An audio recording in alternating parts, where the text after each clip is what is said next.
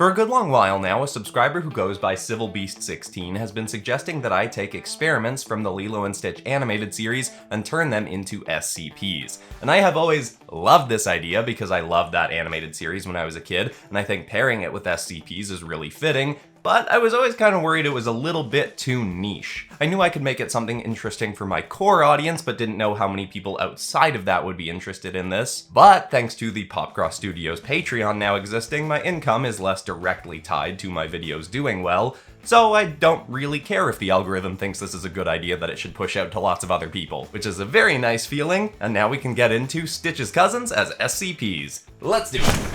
Hit like if you want, subscribe if you feel like, but either way, enjoy the show. Good evening, everyone. We will eventually be returning to my usual lecture circuit, discussing SCPs that fall into the subcategory of SCP-P, but for today I've been asked to pivot, as the O5 Council has just recently deemed it acceptable and necessary to declassify a set of hundreds of SCPs that were all created by one man, Dr. Jukiba. In the time when he worked for our foundation, Dr. Jukiba had been tasked with creating countermeasures for existing SCPs through genetic experimentation. Unfortunately, as is a high risk of working in this field, he went mad. The doctor came to determine that our world was doomed to be destroyed by SCPs eventually, no matter what we did, and decided to try and speed up this process to save us all the indecency of a gradual demise, as he so put it.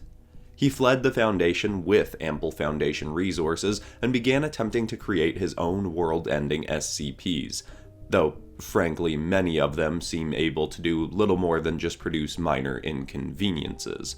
Anyhow, 11 years after his escape, Dr. Jukiba's new lab was found on the Hawaiian island of Kauai, after we received a tip-off from a local woman whose younger sister had unknowingly adopted one of Jukiba's experiments from a dog shelter.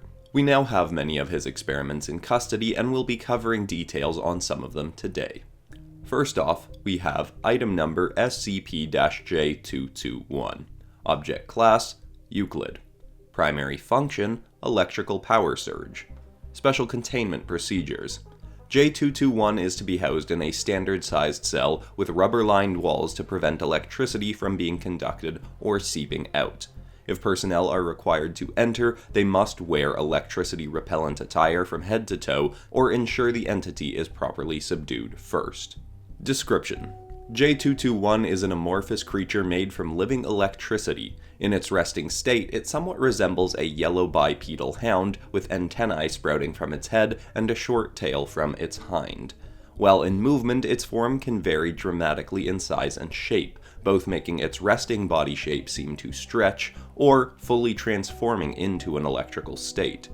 The creature, when roaming freely, is able to leap in and out of electrical appliances and cause them to malfunction or even explode.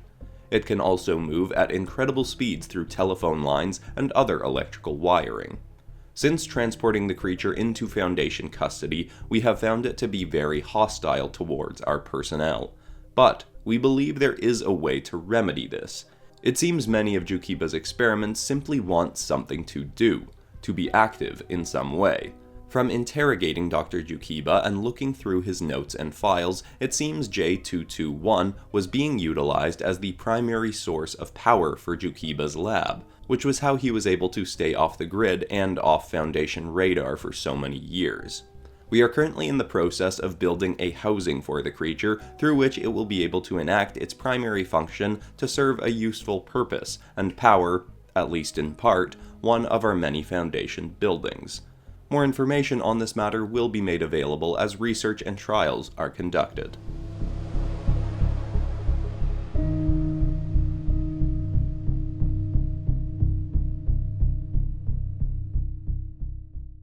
Now, not all of Jukiba's experiments are within Foundation custody at this time.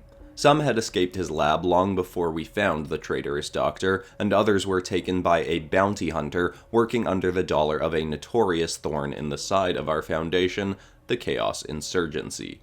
It seems a doctor from the CI was funding Jukiba's work briefly, but Jukiba simply took the man's money and fled once more to work without the prying eyes of a sponsor. The Chaos Insurgency then hired their own genetically enhanced hunter, codenamed Gantu, to retrieve the experiments. Gantu was unable to retrieve a large number of these experiments, and thankfully the ones he did acquire were generally not of the more world-threatening variety. One still known to be in his possession at the Chaos Insurgency is item number SCP-J617. Object class: presumed safe once captured. Primary function is unknown at this time. Special containment procedures. Once obtained, J617 is to be housed in a standard containment cell. Prior to personnel entering its containment, specimen must be doused with a sleeping powder. When transferring or experimenting on this creature outside its containment, a specialized sleeve must be locked over the end of its tail to prevent it from firing projectiles and harming property, equipment, or staff. Description: SCP-J617 is a 3-foot-tall green scorpion-like creature, though it is 2 legs shy of what these arachnids commonly have. The means through which this creature was intended to destroy the world is unknown and somewhat unfathomable, frankly, but it does have the ability to create and fire condensed bolts of plasma from its tail that explode on impact with a surface, roughly with the same force as an M67 grenade, though it is believed the power of these shots can vary depending on the creature's time charging a blast. It is also capable of using its tail as a bludgeoning weapon, as its carapace is as sturdy and durable as topaz. Currently, without access to this SCP, it is unclear what purpose it could serve within our Foundation. Some have suggested that if the creature could be properly trained, as it seems many of Jukiba's experiments can be, it could be taken on field missions to be used as a weapon against other dangerous SCPs. This theory, of course, can only be proven once the creature is within our custody. Units are currently dispatched and hunting down the location of the Chaos Insurgency housing for the few experiments they acquired, and once more, further information will be made available, pending Council approval, once discoveries have been made.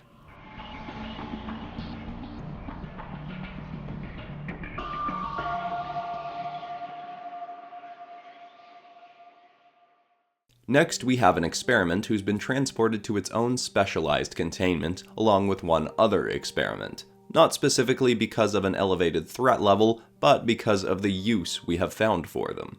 Item number SCP-J502. Object class: safe. Primary function: lava spouting. Special containment procedures. J502 is housed on a repurposed oil rig now owned by the SCP Foundation. The site is run by 7 SCP personnel and is also home to SCP-J501. Both experiments are permitted to wander the facility so long as they continue to work and live harmoniously with site staff. Personnel are encouraged to wear flame-retardant attire when in close proximity to J502, but this is left up to the discretion of those on site. As an extra precaution, fire hydrants are to be made available every 10 meters on the rig. Description: J502 is a 5-foot-long orange crocodilian creature with 4 volcanic lava spouts, 3 on its back and 1 on the end of its tail. Its body is capable of producing massive quantities of lava, and it has proven able to use this as a weapon, but has not done so since being given a consistent task by the Foundation. It is also an incredibly resilient creature, proven able to be buried under several tons of rock and debris and then digging its way out unharmed. According to Dr. Jukiba's notes, J502 and J501 were originally intended to be bitter rivals. J501 is a water-based entity that can absorb and expel massive quantities of water at pressures so fast it can slice through solid stone. Jukiba had intended to release both creatures onto an unsuspecting population and have them battle. Both creatures are near invincible, so the intent was that their battle would last long enough to cause complete destruction to their surroundings in this process. Frankly, this still strikes me as a very inefficient way to bring about the end of the world, but I suppose I should not expect a great deal of sense from a self-proclaimed mad scientist. Anyhow, this intent was clearly not met. With the two entities in custody, we quickly found that they were drawn to one another and enjoyed the odd routine of J502 spouting masses of lava to then have J501 douse them in cold water to solidify them into stone. They have proven to be entertained by this task for hours on end, so we have taken advantage of this pairing. The purpose of the oil rig on which they now reside is to give these creatures a place to continue this routine to slowly build an uncharted island. Once completed, the intent is to build a new Foundation base on this island to house some of the more dangerous experiments that have proven unable to swim, making escape more difficult in the result of a containment breach. Despite his betrayal of the Foundation, Dr. Jukiba has unintentionally provided us with some incredibly useful assets in both J502, J501, and other experiments he has created.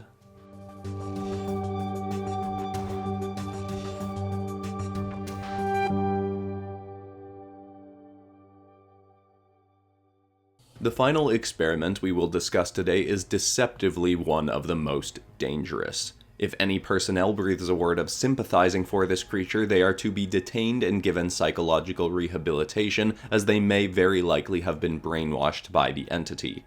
Item number SCP-J624.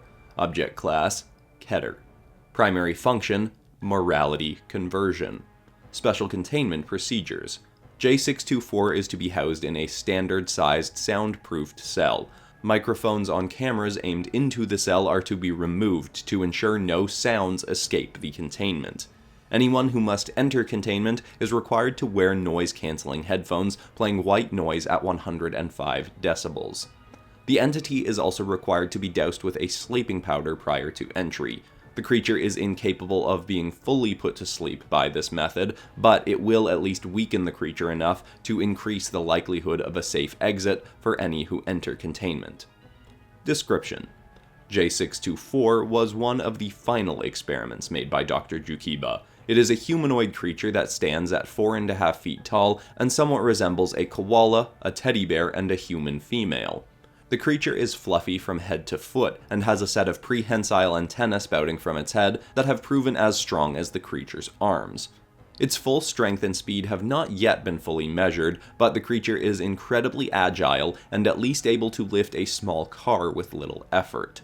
It also has retractable claws and diamond-hard teeth with which it has torn through solid steel and bitten off a D-Class personnel member's arm in a single bite. The entity also has intelligence beyond that of an average human, and has proven capable of very convincing deception. Unfortunately, all of these abilities are distantly secondary to the creature's most dangerous power. The creature can sing a siren-like song that contains within its words and notes a neuro-linguistic behavioral modification trigger. Hearing this song, even only partially, will convert the morals of any who hear it, almost exclusively towards ill intent. J624 has also proven able to alter the song slightly to elicit specific reactions, such as a desire to help the creature or even a desire to take one's own life. According to Jukiba's notes, he did build a failsafe into this creature's ability. The effects of the siren song can be reversed by the creature simply singing the same song backwards to anyone previously affected, but we have failed at every turn to convince the entity to do this to heal those already affected. Our final note of intrigue actually takes us to a possible positive of this experiment. Because its song is specifically made to alter the morals of those affected, our scientists wondered what would happen if an incredibly immoral person was made to hear the song. To test this, as many D-Class personnel are, a subject was taken off of death row and brought into Foundation custody. This prisoner was a notorious serial killer, with a list of crimes grim enough to make even a Samsara agent's stomach churn. He was placed in containment with J624, and when he heard the song, this subject actually began to cry.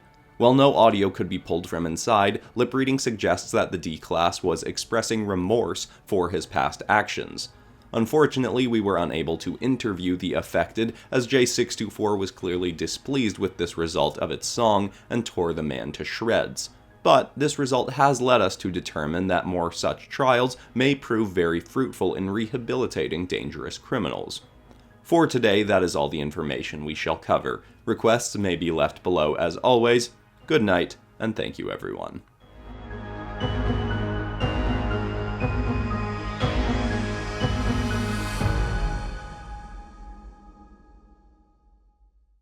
CivilBeast16, thank you very much for this suggestion because I really love doing this. And of course, huge thank you to the people who support the PopCross Studios Patreon now, which makes the more niche episodes a little bit more viable. And if anyone wants the inks from this episode to color themselves, or versions of the high-resolution art, along with tons of other high-resolution art from this channel and all of the ink bundles I've ever put out, you can check out the PopCross Studios Patreon. And if you're new to the channel and you want more SCP stuff like this, I'd recommend checking out my Pokemon SCP series. I'll link the compilation of the first 6 episodes in the cards. And besides that, that's all for today, except of course for ending this video on some kind of positive or inspiring note, and the thought I want to leave people with today is another quote from Ed Milet, who said that self-confidence comes from making promises to yourself and then keeping them. If you want to build up confidence, just start making a bunch of small promises to yourself and then doing those things, like getting up 15 minutes earlier for a week straight. Even if it's just a bunch of little things, once you do a bunch of little things, your confidence will slowly build up and up and up until you find yourself keeping promises to yourself to do big things. I hope that's inspiring to someone out there. Thank you so much for watching, everybody. I love you all, and I'll see you all in the next episode on Friday, which is the Community Redraw. See you there. Goodbye.